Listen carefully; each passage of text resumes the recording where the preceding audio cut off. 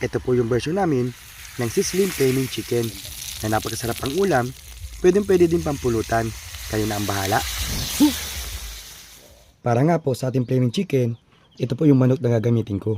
Minarinate ko na po ito ng 6 hours. Toyo, kalamansi, bawang, paminta, asukal, mantika. Yun po yung ginamit ko pang marinate. And then yung manok po, tinusok-tusok ko po yan ng tinidor para po manuot yung marinate natin. Iluto na po natin. Ito po yung dahon ng lemon. Pwede po kayong gumamit ng dahon ng lukban, pomelo, o ng kalamansi. Tubig. And then ito po. Ito po yung magiging patungan natin. And then yung chicken po. Takpan ko po nitong kaldero namin.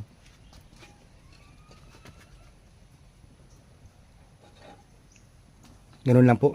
Lutuin po natin yan ng 1 oras. 30 minutes na po yung nakakalipas. Check na po natin. Yun o.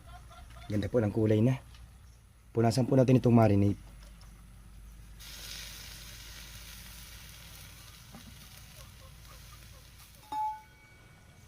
Tinanggal ko na po yung patungan niya. Nakadirekta na po siya dyan. Oh. And then, nagpahabol po ako ng tanglad para mas pabango. Takpan po natin ulit. Another 30 minutes po. Pagkalipas po 1 oras, ito na po yung resulta. Napakabango po. Yun oh. Okay na po yan. Ilagay ko lang po ito dito sa aking sizzling plate. Ganda na po oh. So ngayon po, ito na po yung moment na paapoyan po natin yan.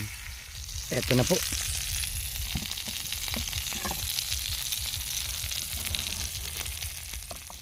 Buhusan po natin ng konting alat.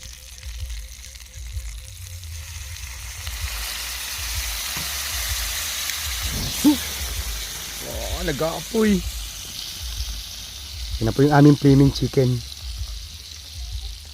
Galing. Galing oh. Galing. Galing daw, sabi ni mother. Wait po natin mawala yung apoy. Napapula na po yung apoy. Buhusan na po natin ng gravy. O, diba? Kain na po. Si mother na naman po. Yung unang titikin ng ating flaming chicken. Ano yung kinuha mo? Yung bandang pakpak?